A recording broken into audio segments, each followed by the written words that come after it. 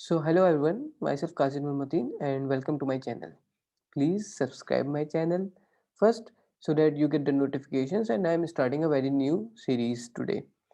So usually I teach on this channel and I teach class 12th student and also 9th, 10th, 11th, 12th students. And also I make some videos on economics also and I'm starting some other videos also. But today my agenda is different. Today I wanted to tell you something different that is really important. So let's start from the beginning. पहले मैं अपने बारे में बताता हूँ. So I am Kazi Nur Mateen and मैं कर रहा हूँ इस टाइम पे MS from IIT Delhi, MS research. And ये एंट्रेंस ये एडमिशन कैसे हुआ? गेट एग्जामिनेशन क्वालिफाई करके. गेट एग्जामिनेशन कैसे क्वालिफाई होता है वही तो बताने मैं यहाँ पे आया हूँ कि कैसे हम गेट एग्जामिनेशन क्वालिफाई कर सकते हैं, हम किसी भी एग्जामिनेशन को कैसे क्वालिफाई कर सकते हैं. हाँ, पढ़ाई इज इम्पॉर्टेंट बट पढ़ाई के साथ साथ आपको ट्रिक्स आनी चाहिए कि आप किसी क्वेश्चन को कैसे क्रैक करते हैं, कैसे उसको आप एग्जामिनर्स की साइकी को समझना ज़रूरी है. एग्जामिनर चाहता है क्या आपसे और किस क्वेश्चन को किस तरह से क्रैक किया जाता है. मैंने खुद बहुत सारे एंट्रेंस क्रैक किए इससे पहले भी. Like when I was doing my bachelor's, after that I applied for master's program. Then for master's central universities में whether it Jamia, AMU, Jamia के 5 एंट्रेंस, AMU का AMU biotechnology I got rank 3 and then JNU का सीब entrance, JNU का life science entrance, JNU and then Hyderabad central university का biochemistry, animal biotechnology, IBAB का entrance and then उसका interview भी I cracked that also. I got admitted there, and then even I gave MBA and I cracked that also. So of Jamia. So how I was able to crack all those entrances. So there is a trick that I think that there is a trick to qualify these entrances apart from the knowledge thing. Okay, knowledge important है, but वो tricks मैं बताने आया हूँ. तो मैंने एक छोटी सी स्लाइड ट्रैक तैयार करी है जिसमें मैंने शेयर करा है कि कैसे-कैसे क्वेश्चन्स आते हैं, हम उसको कैसे क्रैक कर सकते हैं। तो पहले मैं उस स्लाइड्स को दिखाता हूँ और हम उन क्वेश्चन्स को डिस्कस करते हैं, तो ज़्यादा बेहतर क्लियर होगा।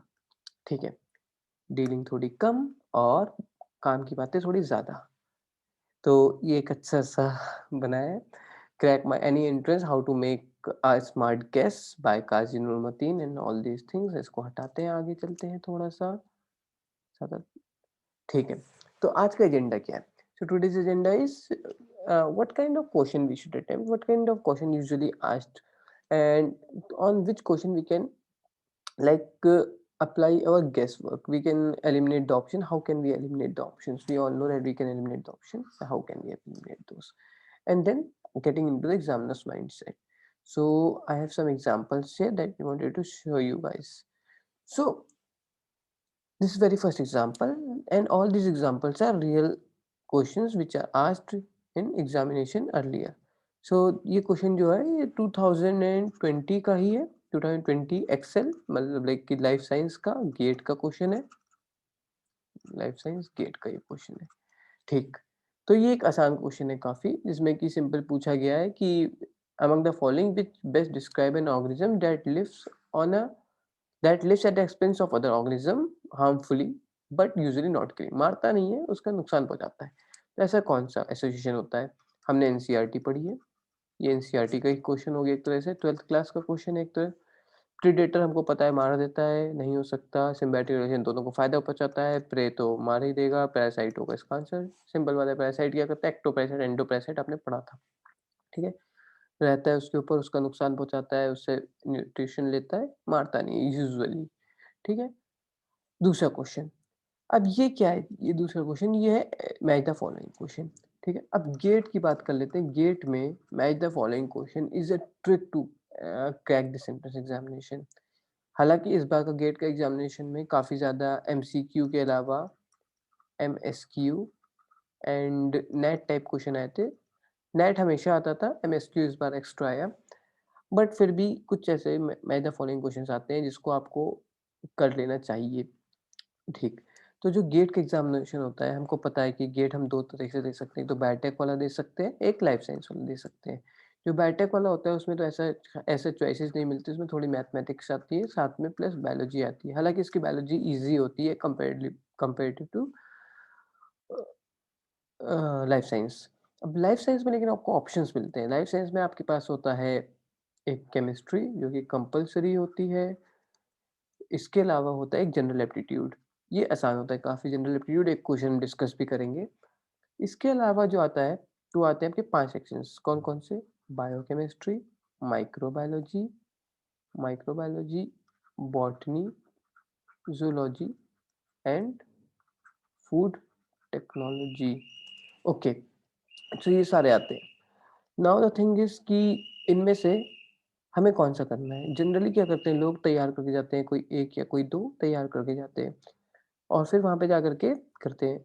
मेरी राय ये होगी कि थोड़ा-सा ज़्यादा तैयार करके जाएँ, 2 से ज़्यादा 3 या 4 तैयार करके जाएँ, या हो सके तो तैयार करके ही ना जाएँ। ठीक है? अपनी नॉलेज पे भरोसा रखें कि आपने जो पूरा पढ़ा है, पूरे 3 साल पढ़ा है, 4 साल जो पढ़ाई करी है, उससे आप इस एंट्रेंस को तो क्रैक कर सकते हैं। बस वहाँ पे अपना दिमाग खोल के रखें। ठीक। तो मैंने जब किया था, मैंने ज़ूलॉजी एंड बॉटनी करी। हालाँकि I was a biotechnology student और मैंने भी जाकर के वहाँ पे अटेम्प्ट किया ज़ूलॉजी एंड बॉटनी। एंड पहले से कोई माइंडसेट नहीं बनाया गया था कि ज़ूलॉजी और बॉटनी करना है। बट जब मैंने वहाँ पे क्वेश्चन्स देखे तो मैंने क्या डिसाइड किया, मैंने देखा कि बॉटनी जो है उसमें जो सॉरी स्लाइड थोड़ी-सी, बॉटनी जो है इसमें 2 मार्क्स के क्वेश्चन्स हैं, वो सारे के सारे मैच द फॉलोइंग टाइप्स थे। अब जब वो match the following type questions हैं, सो आई मुझे वही अटेम्प्ट करना चाहिए था। So I attempted match the following type questions.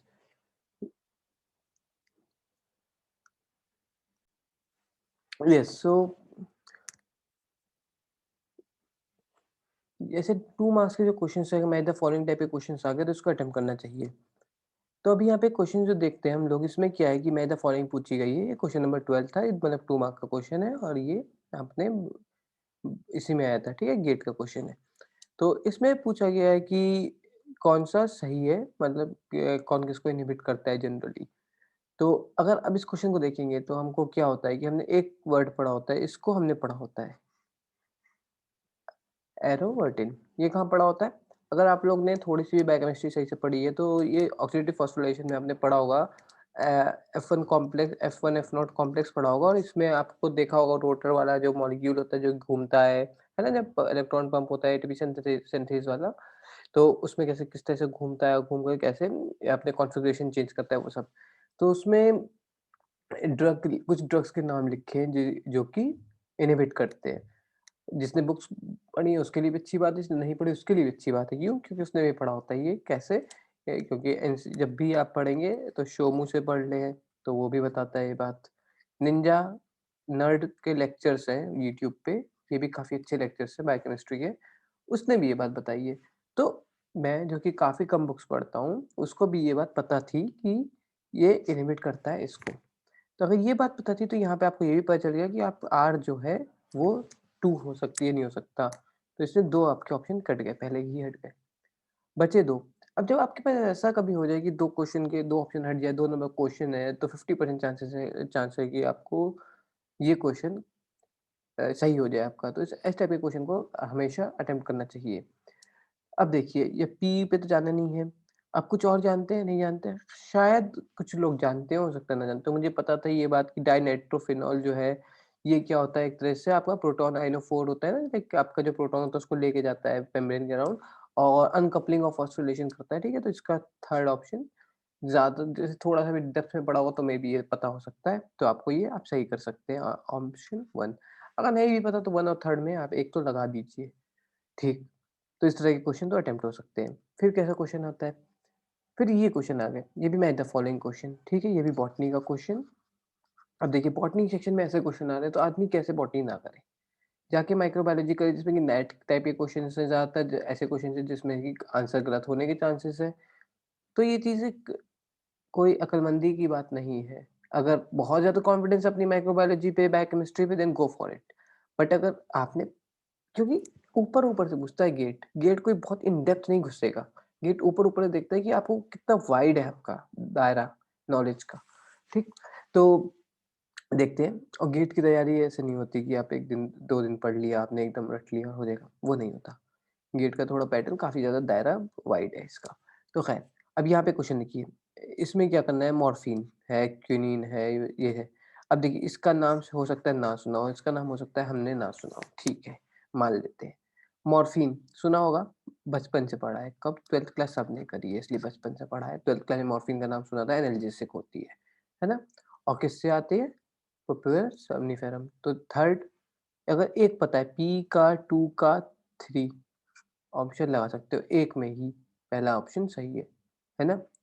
अगर मान लीजिए कि ये क्विनीन पता है, तो ये पता है ना एंटी मलेरियल ड्रग होती है, काफ़ी फेमस है क्विनीन, तो ठीक है, इसको चेक कर लीजिए, क्रॉस चेक क्यू का, 1 का कहाँ से निकलती है? निकलती मुझको भी नहीं पता कहाँ से है, ठीक है, बट एक तो पता है मॉर्फिन, आंसर क्रैक।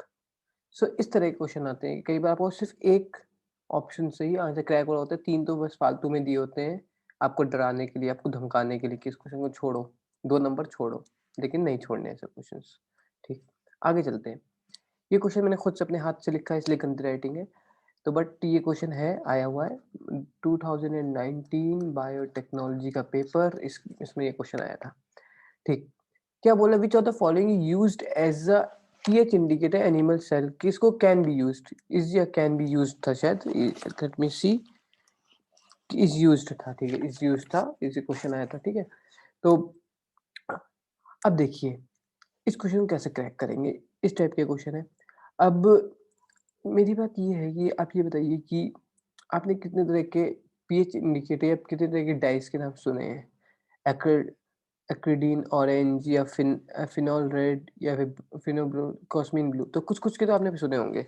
जैसे कि मैं सबसे पहले ब्रोमोफिनोल ब्लू के बारे में बात करता हूँ, ठीक है? इसका नाम सबने सुना है, बीआर, ये कहाँ पे जेल रन करते हैं हम लोग, तो उसमें नाम सुना होगा इसका। मैं कलर चेंज कर लेता हूँ पेन का थोड़ा-सा। ये कलर कैसे चेंज होता है इसका? पेन कलर यह होता है ऐसे, ब्लू कर लेता हूँ, तो ब्लू को ब्लू कर लेता हूँ, तो हम जेल रन करते हैं। तो जेल रनिंग में इसका यूज़ होता है, तो इस ऑप्शन को तो काट ही दीजिए, ये यूज़ नहीं करेंगे आप।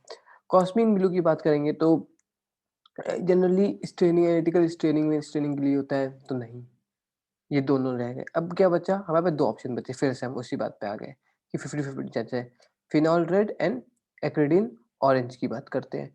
अब जो एक्रिडीन ऑरेंज है, इसको इसके जनरली न्यूक्लिक एसिड को स्टेन करने में, इन सब चीज़ों में यूज़ होता है ये। और फिनोल रेड इसके लिए यूज़ होता है, फिनोल रेड इसका सही आंसर होगा, ठीक है? फिनोल रेड जो होता है वो यूज़ होता है इसमें। लगा सकते हैं आप इस आंसर को आसानी से। एक्रिडीन ऑरेंज मस्ट भी आपने सुना देखा होगा, डीएनए, आरएनए का इंटरकैलेशन वगैरह को चेक करने के लिए, ये सब चीज़ें देखने के लिए, तो कई बार यूज़ किया जाता है, ठीक है? न्यूक्लिक एसिड को स्टेन करने के लिए। तो इस तरह के क्वेश्चन भी कर लेने चाहिए और इस तरह से थोड़ा-थोड़ा गेस वर्क लगाना चाहिए, लाइक हमने जो पढ़ा है उसके बेसिस पे ऑप्शन काटिए और फिर पहुँचिए आंसर पे सही से, ठीक? नेक्स्ट इज़, एक और मैं तरीका बताता हूँ, ठीक है? अब ये एक बहुत इंपॉर्टेंट क्वेश्चन है, अब जो एक जनरल एप्टीट्यूड का क्वेश्चन है और मैं जनरल एप्टीट्यूड के क्वेश्चन को करने की ट्रिक। जनरल एप्टीट्यूड जो होता है, ज़्यादातर लोग, जैसे कि what some of my friends also, जो कि जनरल एप्टीट्यूड को थोड़ा-सा छोड़ने के लिए, पता नहीं क्यों छोड़ना चाहते हैं, क्योंकि उनको लगता है कि टाइम ज़्यादा लगता है, वो लास्ट के लिए छोड़ देते हैं। बट मेरा मानना ये है, जो कि मैं अप्लाई करता हूँ, मैं सबसे पहले जनरल एप्टीट्यूड ही करता हूँ। क्योंकि इसमें अगर आपका आंसर आया तो आपको करेक्ट है कि आप ये आंसर सही ही होगा। ओके, अब जनरल एप्टीट्यूड में आपको ज़रूरी नहीं है फॉर्मूले आते हो, आपको बस ऑप्शन रख कर के ऑप्शन निकालना आना चाहिए। ठीक है, ऑप्शन रख कर के निकालिए। अब ऑप्शन रखना भी मैं सिखा देता हूँ, चलिए। जनरली क्या, कोई न्यूमेरिकल क्वेश्चन आ रहा है जनरल एप्टीट्यूड का, तो क्या करिए, आपको अलजेब्रा का क्वेश्चन है, अलजेब्रिक है, एक्स वाई की वैल्यू पूछी है, रूट्स पूछे, कुछ भी ऐसा पूछा है। ऑप्शन देखिए कि ऑप्शन क्लोज़ है या ऑप्शन दूर-दूर है। अगर ऑप्शन क्लोज़ है तो थोड़ा खतरा है। अगर दूर-दूर ऑप्शन है तो उनमें से कोई एक ऐसा ऑप्शन उठिए, बीच का ऑप्शन उठाइए। अगर सही तो वही, थोड़ा आइडिया लग जाएगा आपको। कुछ से ज़्यादा आ सकता है, इससे कम आ सकता है। ज़्यादा होगा तो उनमें से एक, कम होगा तो सीधे आपका एक ऑप्शन मिल जाएगा, ज़्यादा होगा तो फिर आपको 2 में से फिर एक बार और उसको रख करके ट्राई करना पड़ेगा। तो इस तरह से आप ट्राई कर सकते हैं, ऑप्शन रख करके क्वेश्चन को सॉल्व कर सकते हैं, अगर आपको फॉर्मूला नहीं आता है। ओके। नाउ कुछ क्वेश्चन डायरेक्ट आते हैं, परम्यूटेशन कॉम्बिनेशन के क्वेश्चंस आते हैं या फिर आपके प्रोबेबिलिटी के क्वेश्चन आते हैं। ये तो आपको रटे होने चाहिए ऑन, लाइक वो पूछेगा 6 चेयर है, 6 चेयर मतलब एक 4 चेयर हैं, 6 लोग हैं, कितनी कॉम्बिनेशन बन सकती हैं इसकी, ठीक है? तो आंसर सीधे रटा होना चाहिए, 360 मतलब आपका बनेगा, परम्यूटेशन पूछेगा 15 बनेगा, 15 ठीक है, 15 360, इस तरह से आपको आंसर याद होने चाहिए कि ये जो 6-4 या 6-5 का कॉम्बिनेशन, ठीक है? इस टाइप से कॉम्बिनेशन वाले याद होने चाहिए। वो थोड़े से डेथ वो वाले पूछ लेता है, ताश के पत्ते, ठीक है? कि चांसेस क्या है क्वीन आने का, या फिर चांसेस क्या है क्वीन प्लस और साथ में रेड होना चाहिए वो। तो ठीक है, तो वो आपको कंडीशनल प्रोबेबिलिटी पढ़ा होगा ना, एंड और वाली, ठीक है? एंड और वाली पता होगा, एक बार प्लस करेंगे, एक बार मल्टीप्लाई करते हैं। तो ये देख लीजिए, आप प्रोबेबिलिटी मल्टीप्लाई होनी है, प्रोबेबिलिटी प्लस होनी है। कुछ क्वेश्चंस मैं आगे चल के कुछ क्लास में डिस्कस कर लूँगा। बट अभी के लिए एक क्वेश्चन ये वाला देखते हैं। ये क्वेश्चन काफ़ी अच्छा है। ये क्वेश्चन आया था मेरे टाइम पे जब मैंने एंट्रेंस दिया, और मैं इस क्वेश्चन को अटेम्प्ट करके आया। तो अब देखते हैं, मैं उसी हिसाब से इस क्वेश्चन को सॉल्व करूँगा जैसे मैंने एग्ज़ाम में किया हुआ था। ठीक है। अब ऐसा क्वेश्चन है, और मैं पेन का कलर ले लेता हूँ मैजेंटा। मैजेंटा लाइन, जो दिल्ली वाले वो समझ सकते हैं मैजेंटा लाइन कहाँ जाती है, कहाँ से आती है। यस, अपने जामिया की लाइन है ये। तो खैर, अ, ये क्या कहता है कि एक राउंड टेबल है जिसमें कि 8 लोग बैठे हैं। तो भाई साहब 8 पहले आप कुर्सी बना बना दीजिए, 1 2 3 4, और इधर बैठा देते हैं हम लोग 4 लोग और। बना दी कुर्सी। कौन-कौन है? P, Q, R, S, T, U, V, W जो भी है, ठीक है। S is seated opposite to W. S जो है डब्ल्यू के अपोजिट बैठा हुआ है, एस यहाँ है तो डब्ल्यू यहाँ है। U is seated at a second place to the right, at the second place right to the R. तो आर जहाँ भी है, उससे 2 प्लेस सेकंड में वो बैठा है आपका, यू बैठा है। तो लेट्स सपोज़ मैं मान लेता हूँ आर यहाँ पे है, अगर आर यहाँ पे है तो उससे 2 प्लेस राइट में, आर का राइट 2 प्लेस क्या हुआ, यू, यहाँ हो गया, है ना? T is sitting third place to R. T जो है थर्ड प्लेस पे बैठा है आर के, 1 2 थर्ड। तो यहाँ तो आर नहीं है, मतलब गलत बनाया हमने आर, तो आर यहाँ पे हो सकता है, तो हम आर यहाँ बना लेते हैं। अगर आर यहाँ पे है तो फिर यू इसके दो एक प्लेस यहाँ पे होगा, तो यहाँ यू नहीं होगा। और अगर यहाँ पे यू है तो टी कहाँ होगा, सिर्फ third place of the left of R, 1 2 3, यहाँ पे आपका टी बैठा दिया। V is a neighbour of S, V S का नेबर है, तो ये तो यू यहाँ पे है, तो वी बची, वी की पोजिशन बची ये ठीक है। अब बात करते हैं, अब क्या क्वेश्चन कहता है। ये हमारा एक, अपने दिमाग से हमने एक सीटिंग अरेंजमेंट बना लिया है। 2 सीट खाली हैं, 2 लोग खाली हैं। इसका मतलब, हाँ, पी नहीं बैठाया और हमने क्यू नहीं बैठाया है, ठीक है। P is a neighbour of R, कह रहा है मस्ट बी ट्रू। इनमें से क्या ज़रूरी सच होना ज़रूरी है, must be true. P is a neighbour of R. P कहाँ बैठ सकता है, यहाँ। Is a neighbour of R, सच बात है, लेकिन must be true, no, P यहाँ भी बैठ सकता है। So it is not must be true, it can be true but must be true, गलत। ठीक। Q is a neighbour of R, हाँ ठीक है, क्यू यहाँ भी बैठ सकता है, लेकिन क्यू यहाँ भी तो बैठ सकता है, गलत। P is not seated opposite to Q. P और क्यू अपोजिट नहीं बैठेंगे। मान लेट्स सपोज अगर पी यहाँ बैठेगा तो क्यू यहाँ बैठेगा, क्यू यहाँ बैठेगा तो पी वहाँ बैठेगा। तो बात तो वही बोली मैंने घुमा फिरा के, बट अपोजिट नहीं बैठे। क्यों? इसका अपोजिट कौन है? इसका अपोजिट ये है ना? इसका अपोजिट ये है, तो कभी भी कुछ भी हो जाए, ये कभी भी अपोजिट नहीं बैठेंगे। तो ये बात बिल्कुल सही है, ऑलवेज ट्रू है, मस्ट बी ट्रू है, कभी भी अपोजिट नहीं बैठेंगे। लास्ट देख ले, R is a left neighbour of S. R is a left neighbour, गलत बात है। आर कहाँ, एस का तो लेफ्ट नेबर है ही नहीं, एस का तो नेबर वी और यू है। सो आंसर क्या हो गया, सी। सो इस तरह से हमने सिटिंग अरेंजमेंट बनाया, हमने उसको सॉल्व किया, दिमाग थोड़ा सा लगाया और ये क्वेश्चन सॉल्व।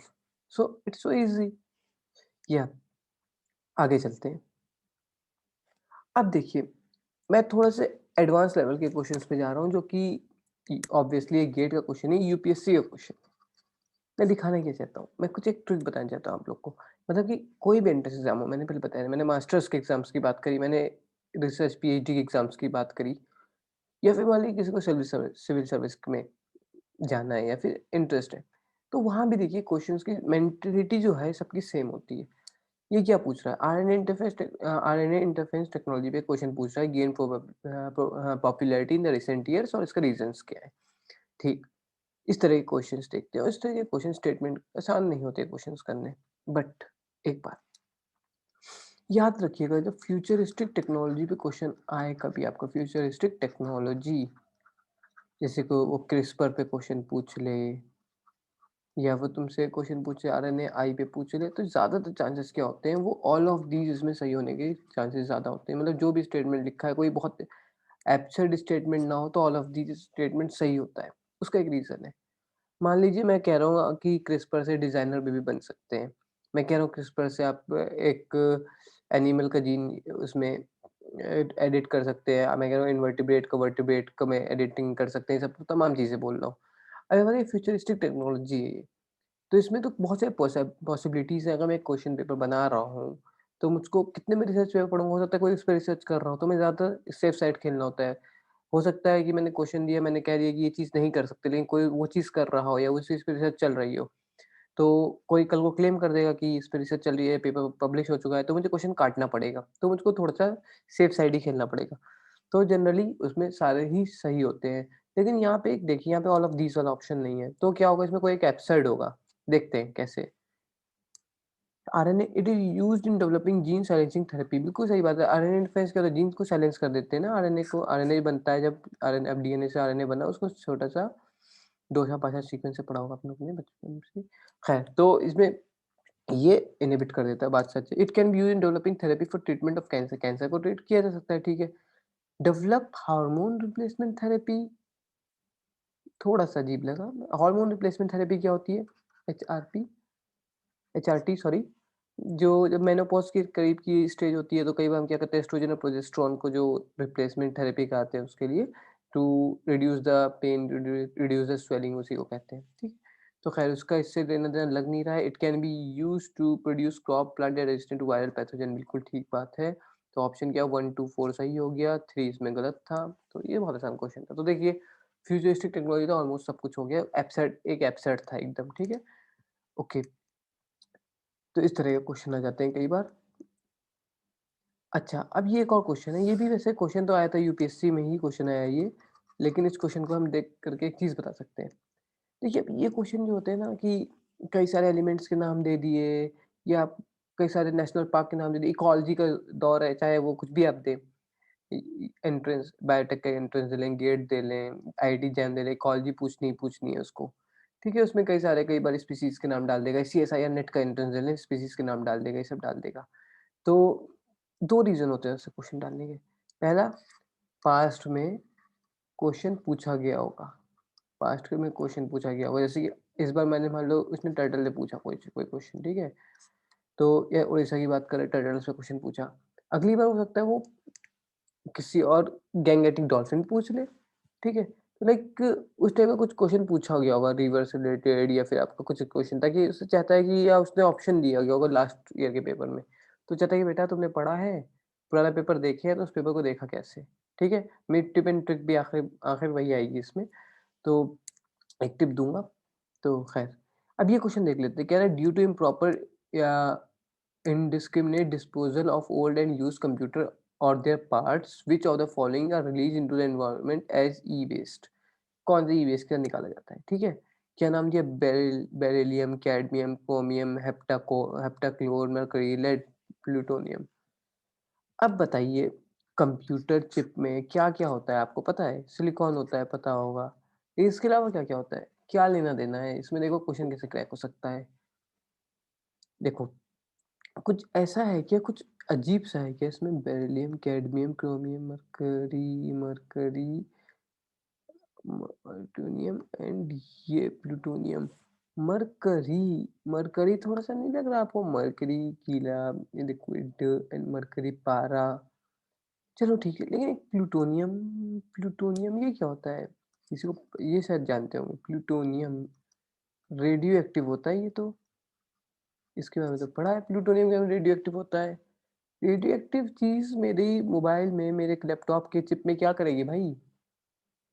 कैसे सिस्टम बना रहे हो? नहीं, तो प्लूटोनियम तो नहीं होना चाहिए, ठीक है? ये नहीं होना चाहिए, तो 7th जहाँ पे, तो प्लूटोनियम तो नहीं होना चाहिए, तो देखिए अब क्या है?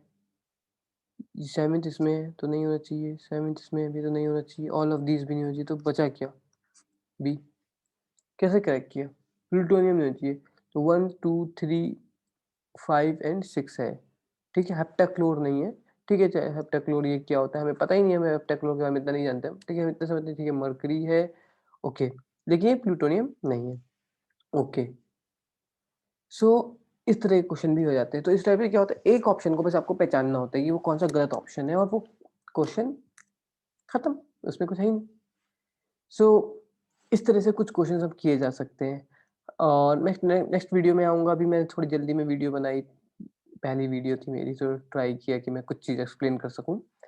और बनाऊँगा वीडियोज़ में बताऊँगा कि और कैसे क्वेश्चन सॉल्व करते हैं। हालाँकि कैसे मैं प्रोबेबिलिटी के क्वेश्चन जो आते हैं उसको कैसे सॉल्व करते हैं, और स्टैट्स के क्वेश्चन जो आते हैं बिल्कुल बेसिक वाले वो कैसे सॉल्व करते हैं। ये जो टेस्ट आ जाते हैं टी टेस्ट, जेड टेस्ट, ये सब क्या होता है, या फिर आपको मीन, मीडियन, मोड के अलावा वेरिएंस के क्वेश्चन आएँगे अगर, तो वो कैसे सॉल्व करते हैं हम बायोलॉजी वाले। के लिए वो ज़्यादा टफ काम नहीं है, थोड़ा-सा बस एक बार देखने की बात है, अगर देख रखा है तो वो सॉल्व हो जाएगी। इवन ज़्यादातर रिपीटेड क्वेश्चन आते हैं, कई बार तो वैल्यू भी याद होती है। तो मैं कुछ क्वेश्चंस भी बता दूँगा, वैल्यूज़ याद होती है। अक्सर मेरे साथ तो ये होता है कि वैल्यू याद होती है, पता होता है इसको सॉल्व ही नहीं करना यार, इसका आंसर ये होगा। खैर, सो एक लास्ट टिप देना चाहता हूँ कि जो ओल्ड क्वेश्चंस होते हैं उसको हम थोड़ा डिटेल में ऑप्शंस को आप स्टडी करिए। जैसे कि जो भी ऑप्शंस दिए हैं, तो अगर आप डिटेल में देखेंगे तो तभी आपको आइडिया लगेगा कि आखिरकार इससे कहाँ तक जा सकता है। उसी को थोड़ा वो डिटेल में पढ़ लेंगे तो हो सकता है नेक्स्ट ईयर क्वेश्चन के आने के चांस हो, या उसके ऑप्शन में से एक क्वेश्चन बनेगा। तो ऐसे 2-3 क्वेश्चन फँसेंगे आपके, तो फालतू के 4-5 नंबर भी बुरे नहीं होते। मुफ्त कुछ भी आता है तो बुरा क्या है? तो ख़ैर, अभी के लिए बस इतना ही। I hope you like the video, and please like the video और सब्सक्राइब करिए, थोड़ा बहुत शेयर भी कर दीजिए चैनल को। बाकी इस चैनल पे थोड़े बहुत वीडियोज़ वो पड़े हैं जो कि मैं पढ़ा रहा हूँ बच्चों को 11th-12th के, अगर किसी को देखने हैं वो वीडियोज़ और बिल्कुल बेसिक से बायोलॉजी पढ़ने का शौक है, कोई भी टॉपिक, तो आप उसको देख सकते हैं। और अपने भाई-बहन को या जो भी छोटा बच्चा है उसको भी शेयर कर सकते हैं। So it was so nice, really, see you the next time, bye bye. So इसको हम स्टॉप शेयर कर देते हैं पहले तो। Yeah, and one more thing that I wanted to talk about. Wait a second. Yeah. या सो एक बात और जो मैं बात करना चाहता हूँ वो ये कि ज़रा-सा मुझे कमेंट सेक्शन में ये भी थोड़ा-सा बता दीजिएगा कि आखिर मैं किस पे वीडियो बनाऊँ? लाइक आप क्या चाहते हैं कि मैं किस पे वीडियो बनाऊँ? कि कोई पर्टिकुलर टाइप ऑफ एग्ज़ामिनेशन के क्वेश्चंस डिस्कस करने का मन हो, जैसे गेट का या ऐसे नेट का या एमएससी के जैम का, तो या फिर केमिस्ट्री भी डिस्कस कर सकता हूँ मैं, कि केमिस्ट्री के क्वेश्चंस किस तरह के आते हैं, कौन-कौन से इंपॉर्टेंट टॉपिक्स हैं। और हाँ, ये भी इम्पोर्टेंट है कि हमको ये पता हो कि बेसिकली मैथ्स में कितना पढ़ना है और केमिस्ट्री में कितना पढ़ना है ना? क्योंकि बायोलॉजी तो हर कोई पढ़ लेता है, इसमें ह बायोलॉजी बैकग्राउंड ही है तो पढ़ना ही पड़ेगा। बट जो केमिस्ट्री और अगर आप मैथ्स का पार्ट कर लेते हैं तो एक तरह से आपका एडवांटेज हो जाता है। तो उस एडवांटेज को कैसे गेन करना है, इस बारे में हम बात करेंगे नेक्स्ट वीडियो में। So till then tata, bye bye, see you next time, bye.